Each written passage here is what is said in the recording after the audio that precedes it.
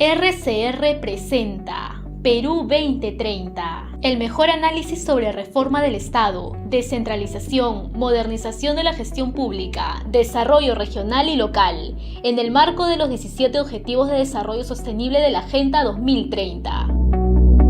Perú 2030, información, entrevistas, análisis y debates. 8 años poniendo en debate los problemas y soluciones para el país.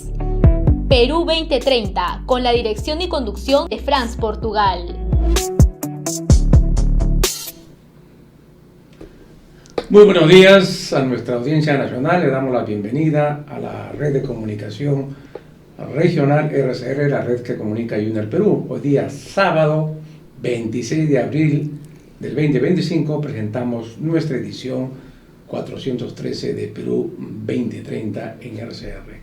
8 años debatiendo los problemas del país y sus posibles soluciones en el marco de la Agenda 2030 de los Objetivos de Desarrollo Sostenible.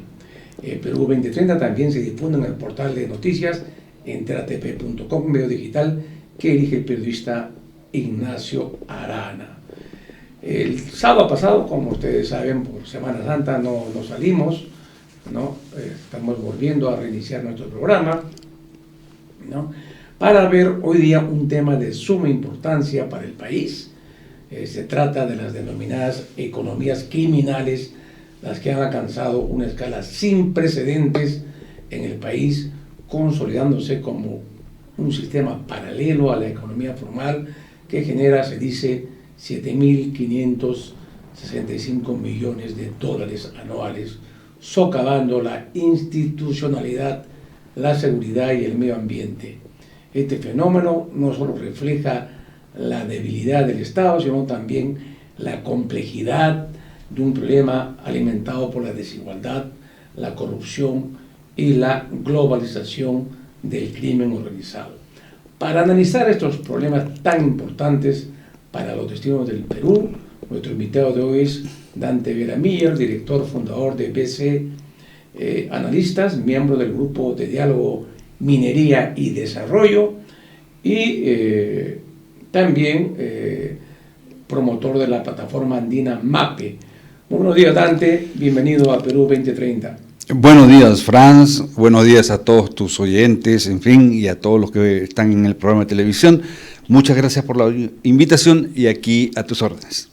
Muy bien, pero antes de empezar a conversar en esta mesa central de hoy con nuestro invitado, tenemos como siempre las novedades que nos trae el número 217 del semanario político digital Apuntes a Lápiz, que dirige Julio Fayloc desde la heroica ciudad de Tacna y que sale puntualmente todos los martes. El título de portada de este número es Nadina, con foto de Dina Boluarte y Nadine Heredia, y como subtítulo, Ensayo de fuga, abriendo camino a Dina.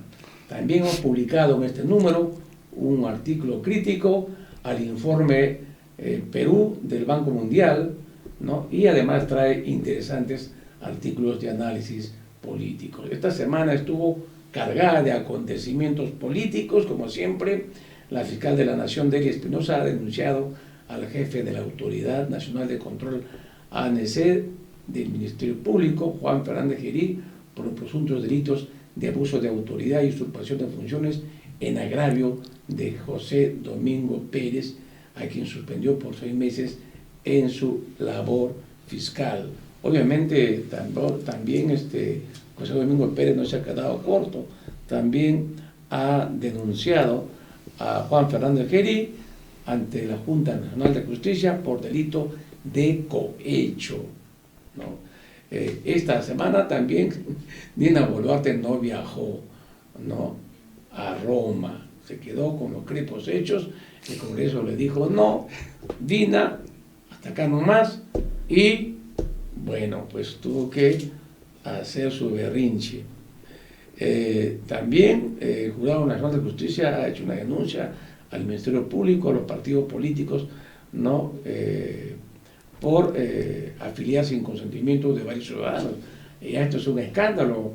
Hoy día en un diario dicen que Vizcarra ha falsificado 25.000 firmas.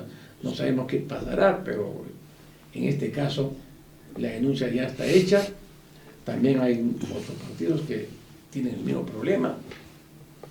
Y si esto procede, pues Vizcarra parece que perdería pues la inscripción de su partido político, ¿no? También una cosa que ya lo hemos conversado varias veces acá en el programa, pues la corrupción que está dentro de la Policía Nacional, ¿no? 7 policías en actividad, ¿no? Han sido identificados, ¿no? Algunos están detenidos, otros están fugados por ser una banda de roba oro, ¿no? Como ustedes saben, la semana que pasó, estos señores quisieron robar unos lingotes de oro, pero fueron repelidos por seguridad de la compañía. Murió uno de los policías en el enfrentamiento y otros fueron detenidos. Pues hay que volver a repensar el tema de la Policía Nacional, ¿no? Sus mecanismos de control no funcionan, ¿no? Y requiere, pues, como ya hemos dicho, una reorganización total, ¿no?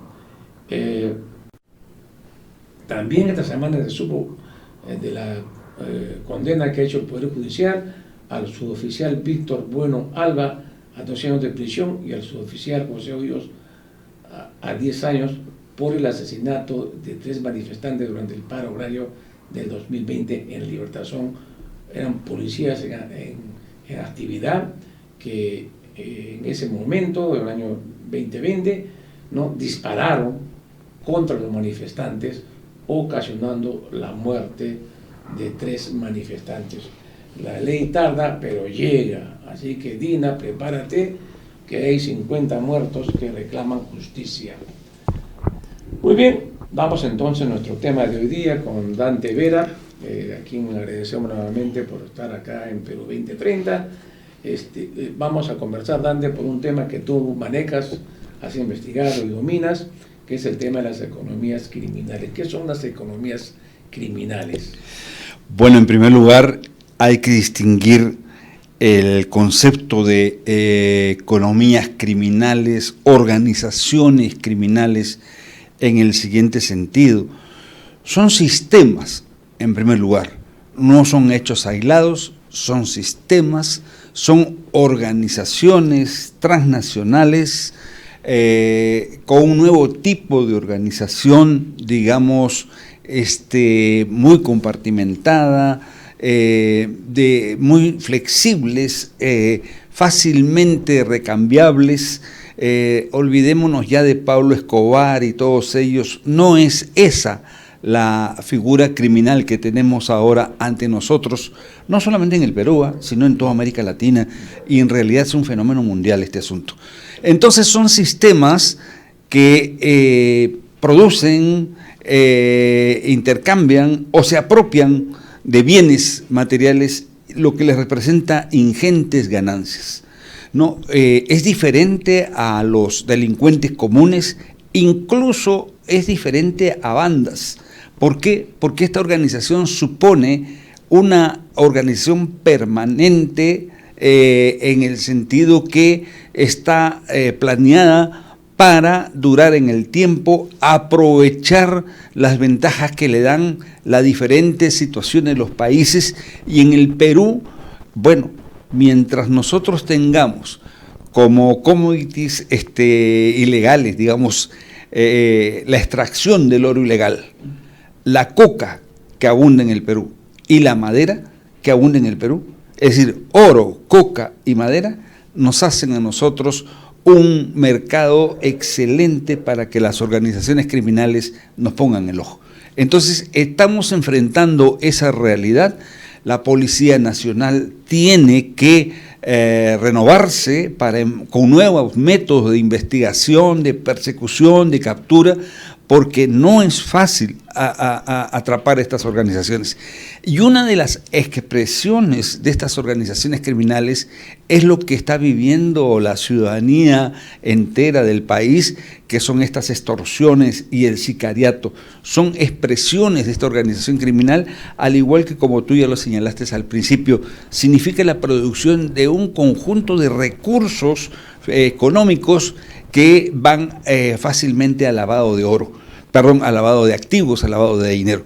Entonces, con la minería ilegal, por ejemplo, tenemos que produce un monto aproximado de 6.000 millones de dólares. Lamentablemente aquí las estadísticas que tiene el ministerio no diferencia cuánto es lo ilegal y cuánto es lo informal, lo que ha dado pie a muchas confusiones y malamente tildar a las minería informal como si fuera ilegal, lo cual no es cierto. Una cosa es la minería informal y otra cosa es la minería ilegal.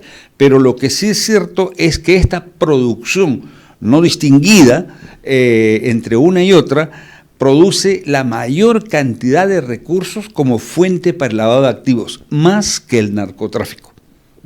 Ahora bien, ¿cuáles serían las principales economías criminales en el Perú que están operando? Digamos, hay un ranking de cuáles son las más desarrolladas y otras que son menos desarrolladas. Bueno, hasta hace poco indudablemente era el narcotráfico, ¿no? Ya. Porque, como hemos dicho, somos los primeros productores de la hoja de coca. El año pasado, el año 23, cerramos con 123.000 hectáreas de hoja de coca y ahora el 24 estamos cerrando con aproximadamente 125.000 hectáreas de hoja de coca, ¿no? Entonces, mientras haya hoja de coca y mientras haya demanda del producto, se va a producir. Entonces, esa era la principal fuente de recursos de las economías criminales. Hoy en día, como hemos conversado, es la extracción ilegal del oro. Esa es la economía que proporciona la mayor cantidad de recursos, y esto se ve tanto de forma aluvial, por ejemplo en Madre de Dios, es decir, en los ríos, como en forma filoniana en los Andes del Perú, en diversas partes, en Patasia, en la cordillera del Sira, en fin, en diversos lugares de los Andes del Perú. También llama mucho la atención la situación en el Cenepa, en la cordillera del Cenepa, en la frontera norte con Ecuador, en la frontera con Colombia, en la cuenca del Putumayo, en donde la novedad está, mire usted, que en el caso de la minería ilegal, su vinculación con organizaciones criminales, llámese el Tren de Aragua, los Pulpos de acá de Perú, los Lobos de Ecuador, el Comando Vermelo y el primer Comando Capital de Brasil, en fin, entonces ya están presentes en el Perú estas organizaciones criminales transnacionales, lo que hace más complejo el problema. Y aparte, como hemos dicho, la coca, el oro ilegal, está la madera. La tala ilegal de madera es la tercera fuente de recursos para estas economías criminales por la riqueza que tenemos de madera y por la deforestación soberbia. Son casi 20 millones de hectáreas que hemos perdido en la Amazonía en los últimos, desde el 21 a la fecha, desde el 19 a la fecha, ¿no? Y en Madre de Dios se pierden 20 hectáreas diarias de Amazonía. Entonces la deforestación es bárbara, tanto por esta tala ilegal de madera y el contrabando de madera que sin mayor control se realiza por la frontera norte, sobre todo hacia Colombia, y por las otras actividades económicas como la agricultura, la ganadería y la propia minería ilegal. Ahora, por los montos que nos está señalando de las economías criminales, mueven ingentes recursos, los que les permitiría entonces operar, ¿no?, internacionalmente, ¿no? Porque para eso se quieren recursos. Claro, por supuesto. Hay 2 o 3 características más que son propias de las economías criminales. Una, en que mueven tantos recursos en que la corrupción en los países se generaliza de manera transversal. Es decir, en el Perú hemos sufrido corrupción, no hace mucho tiempo, ¿no? Claro. Pero con la presencia de estas organizaciones criminales, la corrupción se vuelve muy extendida de manera transversal y se normaliza. Es decir, la gente acepta que es la verdad, es la realidad, ¿no? Esa es una primera característica. La segunda es que se incrementan los niveles de violencia, porque la economía criminal, las organizaciones criminales se imponen a partir de la violencia, no de la persuasión, no de incentivos económicos, sino que si tú no entras al negocio te mato, ¿no? Y ese es el problema que genera la organización criminal, y por eso los niveles de violencia y mortandad, de homicidios que tenemos es increíble, ¿no? Y en tercer lugar, tienden a controlar territorios. ¿Qué quiere decir eso?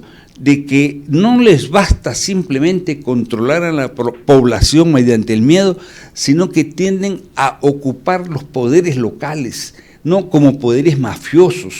Pueden ser incluso ganados electoralmente, es decir, mafias pueden participar en elecciones y ganar los poderes locales, sino que también apuntan a controlar poderes regionales, y es conocido por todos que tienen presencia en el Congreso, tienen presencia muchas veces en el Ejecutivo y en diferentes medios. Jueces, abogados, lamentablemente has dado la noticia de la policía, ¿no? Que está implicada en robo de oro, ¿no? En la policía. Es decir, la corrupción y el atrapar las instituciones en esta democracia de baja intensidad que vivimos es una de las características principales. Entonces, corrupción extendida, aumento de la violencia a extremos nunca vistos en el Perú, bueno, salvo en la época terrorista, ¿no? Y tres, el tema del control territorial. A partir del análisis que hemos hecho nosotros, del control territorial que ya ejercen en determinadas zonas del país, es que nosotros hemos señalado que el problema de las economías y organizaciones criminales se ha convertido ya en un problema de seguridad nacional. Es decir, no solamente es un problema ambiental, no solamente es un problema de economía nacional, no solamente es un problema de derechos humanos o de salud laboral de quienes trabajan en estas actividades, sino es un problema de seguridad nacional que requiere medidas más allá de decretar estados de emergencia. Ahora, haciendo un aspecto bien importante, hay un reparto del territorio, ¿no? O sea, las bandas se ponen de acuerdo entre ellas qué territorio van a operar y cuáles no. Bueno, sería que hay una guerra. Una guerra. Mire, yo estuve en Madre de Dios hace unas 3 semanas y mi interés era llegar a La Pampa, ¿no? Yeah. Porque cuando estuvimos en el Ministerio del Interior se realizó un operativo muy importante en La Pampa, que fue un primer operativo multisectorial que movilizó a las Fuerzas Armadas, al Ejército, a los diferentes ministerios, con diferentes objetivos, y quería ver cuál era la situación. No pudimos entrar, porque la policía nos dijo que había una guerra ahora entre las mafias, porque habían matado al líder y había un nuevo líder que estaba surgiendo ahí, y era puro balazo, ¿no? Ya le diré, el comentario que me hicieron es que al interior de La Pampa el tráfico es como si estuvieran en el centro de Lima, ¿no? El tráfico de camiones, camionetas, ¿no? Yeah. Es increíble. Entonces ha vuelto la producción ilegal del oro con todas las consecuencias adherentes que tiene: prostitución, tráfico de armas, trata de personas, explotación humana en general. Es un ambiente de explotación humana, la verdad. No solamente es un problema de minería ilegal, no, es de explotación humana lo que está ocurriendo ahí, y no se puede entrar, ¿no? Estuvimos en otras zonas de Madre de Dios y la sensación de inseguridad que se vive es tremenda. Y mi saludo, reconocimiento a todos los mineros que hacen esfuerzo por formalizarse. Algunos de ellos, principalmente mujeres, se han logrado formalizar. Llaman la atención sobre el corredor minero que se estableció después de esta intervención en La Pampa. Lamentablemente ese corredor minero está siendo invadido por ilegales en contra de los mineros artesanales, pequeños mineros que están en proceso de formalización, y una extensión de bandas criminales en todo el campo. La verdad que en la ciudad de Madre de Dios, que dicho ese paso es muy agradable, no se siente el sicariato como acá en Lima, pero se vive una sensación de inseguridad tremenda a la que nadie hace frente, salvo algunos periodistas muy valientes que están al frente de la denuncia de esa situación. O sea que la disputa territorial es por la fuerza. Por la fuerza es lo que ocurre acá en Lima, pues, ¿no? Usted sabe que esta llamada prostitución callejera en determinadas avenidas, calles de Lima, está siendo, suena feo hablar, ¿no? Casi lotizada. Lotizada, porque son vidas humanas, son chicas, son una serie de gentes, ¿no?, que están de por medio, son lotizadas a sangre y fuego. Y lamentablemente muchas chicas terminan descuartizadas y en maletas, ¿no? Entonces, y eso es simplemente por el control del, entre comillas, y vuelvo a decir que malo que se tenga que hablar de esa manera, del negocio, ¿no? Que es la explotación humana. Es explotación humana de estas chicas, ¿no? Entonces, aquí se agarran a balazos, ¿no? ¿Se acuerda usted de ese crimen en la que termina un tipo descuartizado y qué sé yo, en San Martín de Porres, en un hostal? Entonces, esa es la magnitud y el dramatismo y las características de crueldad que estamos viviendo en la violencia, no solamente Lima, sino Trujillo. Y miren, el reporte de 5, 4 asesinatos diarios, no lo habíamos visto, y creo que vamos a superar, al final del 25 me temo que vamos a superar a Ecuador en cuanto a la incidencia de crímenes, de criminalidad. Claro, sí, todos los días el diario La República está publicando todos los días, imagínese, los asesinatos que se producen en el país. O si no, discúlpame, incluso aparecen fosas con cadáveres, 10, 20, de ¿quiénes serán? Habrá que investigar.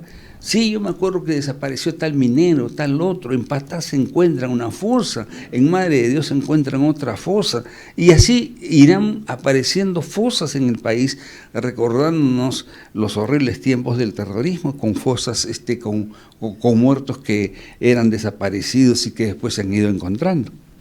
Sí, y ese problema nos lleva a algo que ya se ha analizado también, es el tema del Estado. O sea, el Estado ya no tiene control territorial. Ha perdido control territorial. Yo no sería tan drástica en la conclusión. Hay zonas que están en procesos de pérdida del control estatal, en donde el Estado ha perdido el monopolio de las armas, en donde el Estado ha perdido su capacidad de autoridad, donde el Estado está perdiendo el orden interno en esas zonas y está siendo suplantado, como dijimos al principio, por poderes fácticos que están vinculados a estas organizaciones criminales que utilizan poderes locales pervertidos, vinculados a estas organizaciones criminales y que ejercen un poder frente a la población, pero a través del miedo, la amenaza, ¿no? Entonces la población que vive en esa zona poco a poco se va sujetando a esta autoridad vandálica, digamos, y porque no tienen la fuerza suficiente ni el acompañamiento de la autoridad ni del Estado para defenderse. De Patás, por ejemplo. En Patás, en Patás, ese es el problema, ¿no? Han ocurrido años en la que diversos procesos, diversos procesos sociales, económicos, incremento de la criminalidad que no se tomó en cuenta hace buenos años atrás, que ha terminado ahora en una explosión como la que estamos viviendo. Y por más estado de emergencia ahí, la empresa poderosa, pero no solamente la empresa poderosa, sino la ciudadanía, ciertos sectores y comunidades campesinas. Cuidado, porque se olvidan de hablar que en Patás hay importantes comunidades campesinas que, si bien es cierto, viven de la pequeña agricultura y casi del autoabastecimiento, es una población importante que está invisibilizada en este problema, ¿no? Y que se dedicaban hace años al parquero, como parqueros de la mina, es decir, en patas uno rasca y aparece oro. Entonces estos jóvenes comuneros hace años, ¿no?, se dedican a esto y se han convertido después en ilegales. Algunos lamentablemente se han asociado a estas organizaciones criminales y terminan siendo víctimas de las organizaciones criminales los propios mineros informales. O sea, no solamente la empresa, los propios mineros informales terminan bajo el dominio de estas organizaciones mediante la amenaza, el pago de cupo, la extorsión y el sicariato. Y por eso es que hay tantas muertes. Pero efectivamente ya tenemos una organización armada ahí que es capaz de enfrentarse a la policía, es capaz de derribar torres. Entonces hay un problema muy serio en la cual yo estoy convencido que no es una solución político-militar solamente, claro, hay un componente policial y militar, no, sino que tiene que haber una estrategia más integral para recuperar el control de ese territorio. Y eso no se recupera solamente a balazos. Muy bien, nos está dando el tiempo, ya estamos en la media hora, Dante. Amigos, vamos a hacer una breve pausa de la media hora y regresamos con Perú 2030 para seguir conversando sobre economías criminales. Regresamos. Ya retornamos con Perú 2030.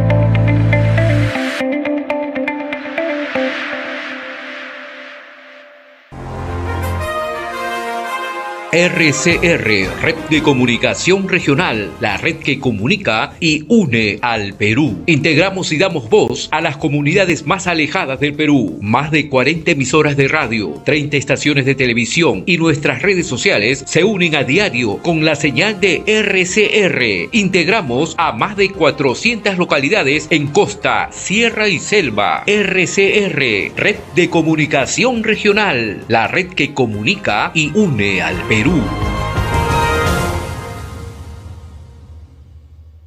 Nuestro país sigue apostando en ser el centro multideportivo de Sudamérica, y esto se debe a las distintas competencias a nivel nacional e internacional que nuestro país ha sido sede. Y RCR Deportes ha estado y estará presente en todos esos eventos deportivos, con entrevistas, comentarios y el análisis profundo con cada profesional en cada disciplina. De lunes a viernes, de 2 a 3 de la tarde, somos RCR Deportes con Santino Nicoletti.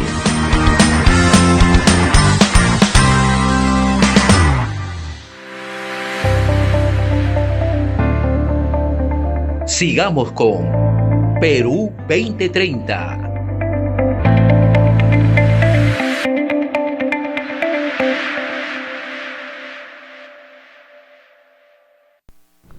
Bien, regresamos pues con Perú 2030 en RCR. Hoy día estamos conversando con Dante Vera sobre economías criminales. Hemos hecho un primer análisis de la situación de las economías criminales en el Perú. Vayamos ahora a temas más específicos, y el tema es el oro, ¿no? El oro ha tenido un crecimiento en los precios internacionales importantes, y obviamente, ¿no?, estas economías criminales del oro han hecho de las suyas porque están creciendo, ¿no?, por los precios, y el tráfico aumenta. ¿Qué está haciendo el Estado para controlar esta situación? Bueno, tú decías el asunto del oro, ¿no? Mientras el oro está en una alza histórica, ayer hasta el mediodía estaba cerca ya de los $3.400 la onza, que es un récord histórico, digamos, en el alza, en fin, por una serie de razones que no es el caso de tocar ahora. Va a haber gente que se va a incorporar a la extracción del oro de una u otra manera, formal, informal o ilegal. Se va a meter a el negocio del oro. Preocupa sobre todo determinadas zonas del país en donde el Estado no tiene presencia, y uno de ellos es toda la frontera norte con el Ecuador, en el caso particular de la provincia de Condorcanqui, en particular el Cenepa, ¿no? o la cuenca del Putumayo en la frontera con Colombia. En el caso del Cenepa, lo que tenemos es la presencia de mineros ilegales que con dragas están ocupando el río Cenepa, el río Santiago, en contra de la decisión de la mayoría de los pueblos nativos, sobre todo Aguajún y Huampis. Pero ¿qué sucede?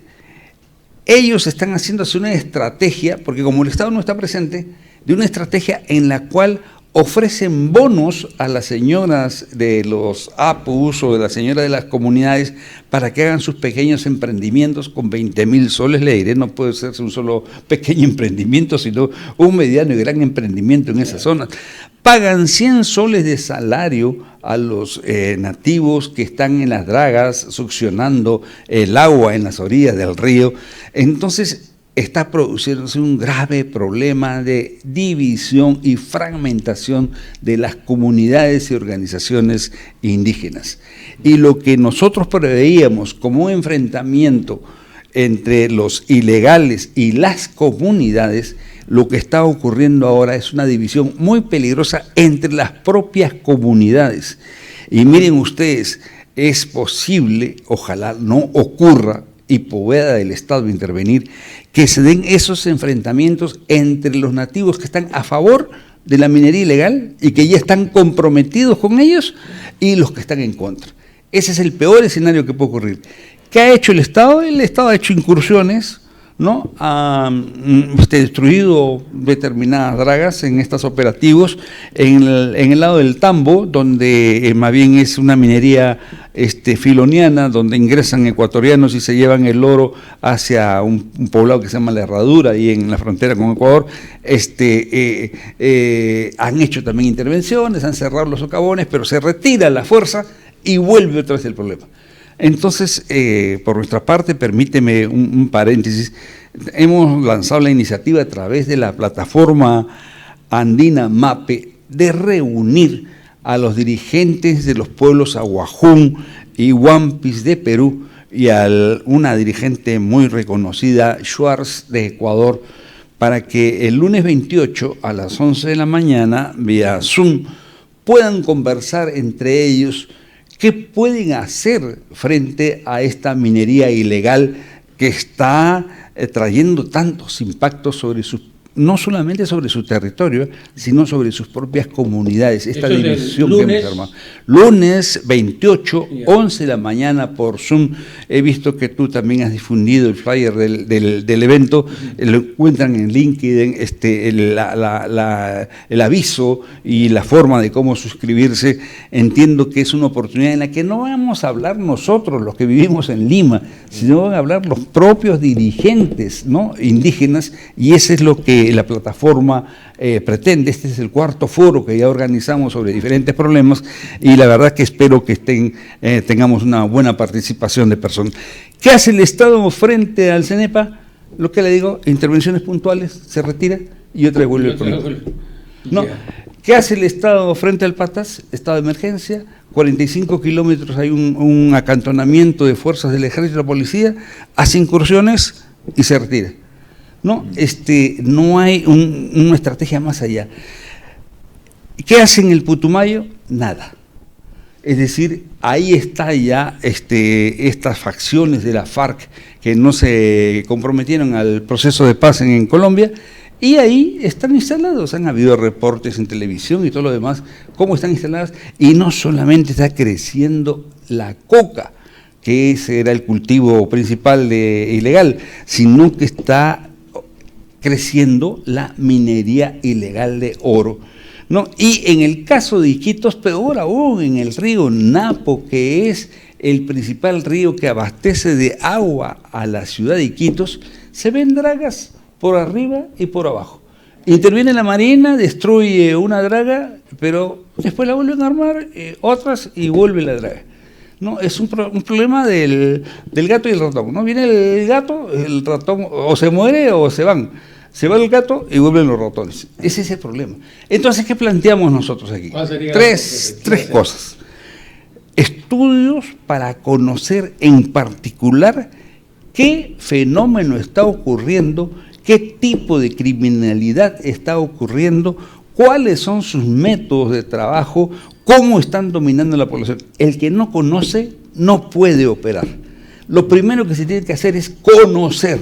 Y la verdad que desde Lima nos imaginamos cualquier cosa, pero no es la realidad. Felizmente ya han comenzado a viajar gente, no solamente policías y militares, que también tienen una apreciación sobre el problema, es un hecho, ¿no? Sino también sociólogos, en fin, otra gente de civiles, digamos, que ya están compartiendo, aparte de los informes que dan la empresa, ¿no?, que están qué ocurre en Patás. Y el problema es mucho más complejo que simplemente verlo como un problema de amenaza a la empresa poderosa, que lo es, ¿no?, sino que hay muchos más problemas.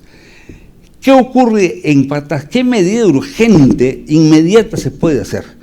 Dos cosas: cerrar los ingresos de insumos para la minería ilegal, principalmente lo que significa explosivos y mercurio y otros insumos, a través del establecimiento de carreteras fiscales, encargando a la ciudad, pero de verdad, pues no, encargando de verdad y bajo sanción si no cumplen su objetivo, controlar esos ingresos.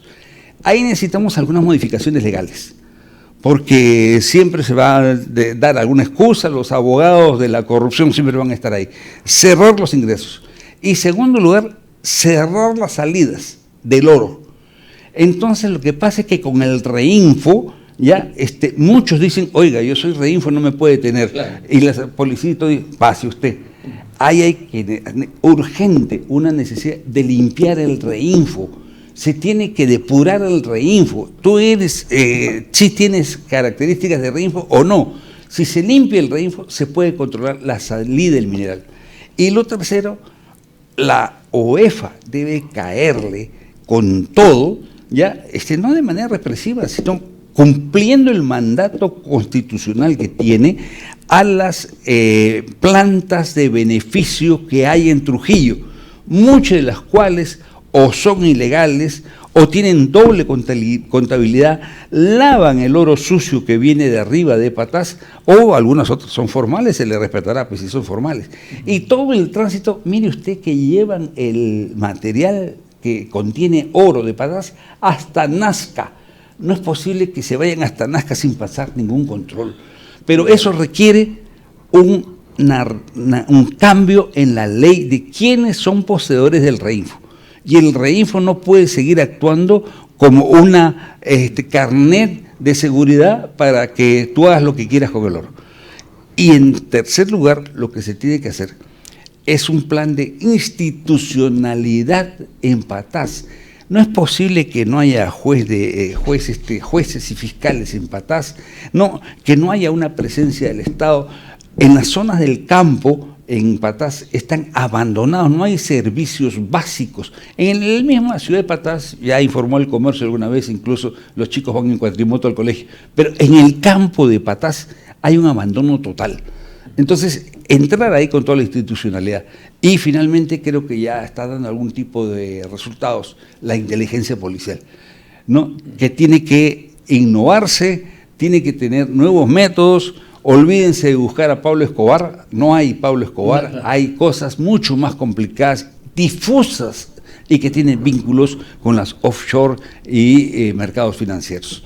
Ahora bien, ¿cómo funciona el sistema de acopio del oro hasta llegar a la exportación, ¿no? Los pequeños mineros sacan el oro y hay un intermediario que lo recolecta, ¿es así? La Dirección General de Formalización Minera está haciendo un gran esfuerzo, ha tenido ya diálogos muy interesantes con el conjunto de las organizaciones gremiales, con la Sociedad Nacional de Minería, con la academia, con organizaciones de la sociedad civil, y está sacando algunos consensos que podrían haber entre estos espacios. Uno que hay es la urgencia de la trazabilidad, es decir, de dónde sale el oro, cómo se transporta a la planta de beneficio y del planta de beneficio cómo sale a la exportación. ¿Cuál es la ruta del oro? Claro, pero es un mecanismo, digamos, el formato de de que sacan gran cantidad de mineral y lo ponen en camiones y lo transportan a la planta para procesar. Entonces, pero hay también la otra forma, que sería los pequeños mineros artesanales, informales o como se les llame, que sacan su orito, ¿no? ¿Y a quién le venden? ese es el desafío que se tiene. ¿Cómo funciona? Porque en el caso de la gran y mediana minería, la trazabilidad está más o menos clara. Estamos hablando de la pequeña minería y la minería artesanal. ¿Cómo hacemos una trazabilidad ahí que vaya desde la extracción, el financiamiento, el suministro de insumos, la planta de beneficio y las cadenas de exportación? Hace último han detectado a 3 traders, es decir, organizaciones internacionales de comercio del cobre, comprando cobre ilegal, ¿no? Entonces, porque habría empresas formales que compran ese oro o ese mineral y lo ponen como si fuera de ellos. Así es. Y por eso que ahí tiene que intervenir la SUNAT, pero la SUNAT, disculpen los señores de la SUNAT, se le pasan las tortugas, ¿no? Se le pasan las tortugas, a la unidad de inteligencia financiera se le pasan las tortugas, ¿no? Digámoslo con franqueza, ¿no? ¿Qué resulta? De que hay organismos encargados de fiscalizar eso. Hay rumores, dicen, pero ya pues dicen dónde, quién, cómo, cuándo. Eso no lo puede hacer cualquier ciudadano. Para eso hay organismos especializados, desde la inteligencia policial, la SUNAT y la unidad de inteligencia financiera, aduanas, SUCAMEC. ¿Qué hacen? Tendrían que actuar. Ahora, el precio del oro de un pequeño minero artesanal, informal, etcétera, que extrae, saca su oro y lo vende a un intermediario. O sea, el precio ahí debe ser bien bajo, ¿no? Porque no es el precio internacional. Ahora, obviamente. seamos claros. ¿Qué está pasando ahí? No es que el oro se saque tal cual de la mina. Yeah. O sea, el oro viene dentro de un material inerte de tierra, por decirlo, ¿no? Acompañado de otros minerales, y tiene que pasar por procesos de purificación, por procesos de limpieza, para llegar a un material que ni siquiera en las plantas más de Nazca, por ejemplo, llegan a separar el oro completamente. Siempre va con algo de plata, con otros minerales. Pero, por ejemplo, entonces sale, y el primer problema es: sacan el mineral, ¿cómo lo procesan? Con guimbaletes, con mercurio, con todos los niveles de contaminación que eso significa, y el minero puede hacerse de un producto del oro, que no es oro, sino todavía el oro sucio, digamos, y ese oro sucio lo venden y es su liquidez. Y hay compradores locales, ¿no? En cada ciudad, en cada pueblo, que compran ese oro sucio, ¿no? Ya. Ese oro sucio. Semiprocesado. Semiprocesado, ya, vamos a decirle, sí, perfecto. Y ese material lo llevan a plantas de beneficio que pueden ser más cercanas, pueden ser informales, ¿no? Clandestinas incluso, que utilizan una mecánica muy elemental, o a plantas más formales. Por lo general tienden a las otras porque cobran menos, ¿no? El procesamiento, pero sale el mineral todavía sucio. Hasta que llegue a si él quiere, lo vende a ese nivel de purificación, pero que todavía no es el oro comerciable. Eso es otro precio, ¿no? Y eso puede llegar a las plantas de Nazco, a plantas más grandes, o sea, que hay en Arequipa. Tiene que llegar necesariamente a una planta para... donde ya sale como un oro exportable, como una barra doré, vamos a decirle, ¿no? Yeah. En la que ya es el oro exportable. De las plantas de beneficio, así como usted ha dicho, que hay minas grandes, medianas y pequeñas, que dicen: este oro yo lo produzco, pero está comprándole el oro ilegal al otro, ya ahí hay un control. El otro control es en la planta de beneficio, porque hay plantas de beneficio muy formales, muy respetables, pero hay otra planta de beneficio, señor, que es la lavandería de todo el oro sucio que viene, y a través de factureros, una serie de mecanismos ilegales, doble contabilidad, etcétera, etcétera, meten ese oro a la planta de beneficio, lo procesan y sale lavado del oro, ¿no? Y ese oro se exporta ¿a través de quién? De empresas exportadoras. Pero ¿sabes cuál es la novedad? Que hay empresas exportadoras que tienen vigencia de 1 año. O sea, la hacen, exportan y desaparecen. ¿Cree que otra vez otra empresa exportadora exporta 2 años? Cuando ya ve que la policía o la unidad de inteligencia financiera le va a caer, ¡pum!, desaparece. Entonces, aquí hay un control entre la producción y todo lo que le he contado hasta la planta de beneficios y caerle, en el buen sentido de la palabra, de fiscalización, no de represión, a las plantas de beneficios, y de ahí ver todo el asunto de la exportación. Qué curioso que ahora el oro principalmente no se esté exportando ya, como se decía antes, a Italia, a Suiza, a Estados Unidos, donde hay más controles en esos mercados porque sea un oro, bueno, pongámosle entre comillas, limpio.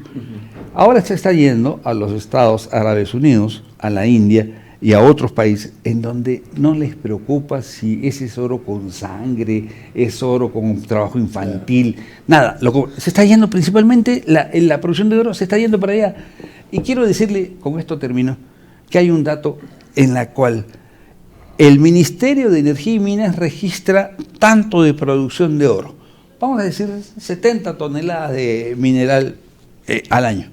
Porque todas las empresas, las grandes, medianas, todas están obligadas a presentar un reporte de cuánto estás produciendo. Entonces el ministerio registra, por ejemplo, 70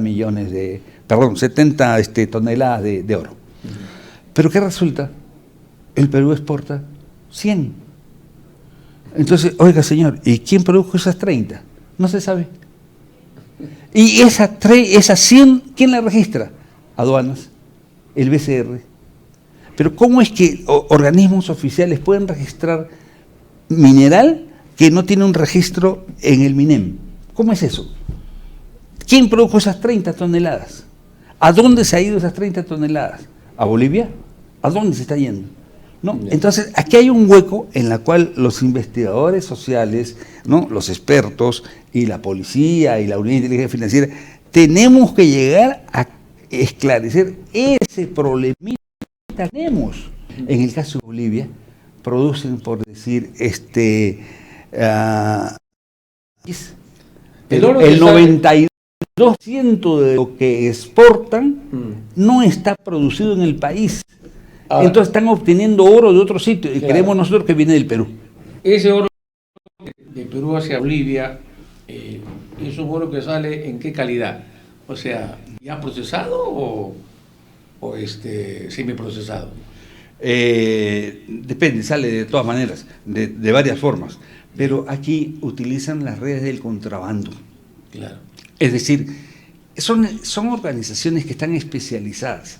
La organización criminal que se dedica al oro ilegal, ya para traspasar la frontera, no es que ellos se hacen de un nuevo departamento, por decirlo de alguna manera, para pasar la frontera, sino que toma contacto con organizaciones especializadas en el contrabando, desde cigarrillos, vehículos, hasta lamentablemente personas, en la trata de personas, ¿ya? Sino que los contratan para que pasen el oro y lo pasan. Ya tienen formas de pasarlo el oro, de diversas maneras, ¿no? Algunos legalmente, otros por la frontera de Desaguadero, otros por allá arriba por Sandia, otros por el tripartito de andino, ¿no?, con Chile, Bolivia y Perú, pasa por ahí todo el contrabando, llega a Bolivia, Bolivia lo despacha a Chile, aquí, allá, y listo. Y Bolivia es un exportador de oro. El 90% del oro que exporta no es producido en Bolivia. Yeah. Y sin embargo, de Bolivia viene casi el 80% del mercurio que se utiliza en las actividades mineras en el Perú. De contrabando. De contrabando. Perú compra, bueno, mercurio de contrabando de Bolivia, y Bolivia compra, entre comillas, oro de Perú.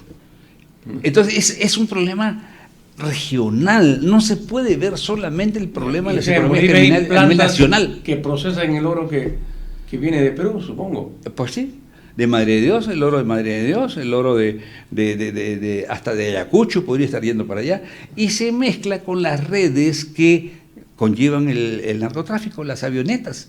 No se ha descubierto hasta ahora, pero yo creo que dentro de poco vamos a descubrir avionetas que están llevando oro y coca. Cocaína, ¿no? No coca, ojalá, hoja de coca, necesitamos un tremendo avión. No, pero yo creo, y por eso es que se está hablando ya desde el norte, desde México y Ecuador, se está hablando de la narcominería. Es decir, que se están asociando áreas estas dos economías ilegales se están asociando, hasta el punto que las ganancias del narcotráfico están siendo invertidas en la minería ilegal, porque da más crédito. Es decir, son organizaciones que actúan como una empresa en la cual, según la moda, producen. Entonces, hoy en día el oro, con este precio, obvio, es la que mayor ganancia da, pero hace 20 años o 15 años, ¿qué 15 años? 10 años era el narcotráfico. Y antes era la madera, que nos dejaron sin madera, sin caoba nos dejaron. No, entonces son modas que, antes era el caucho, ¿no? Entonces, ahora es el oro.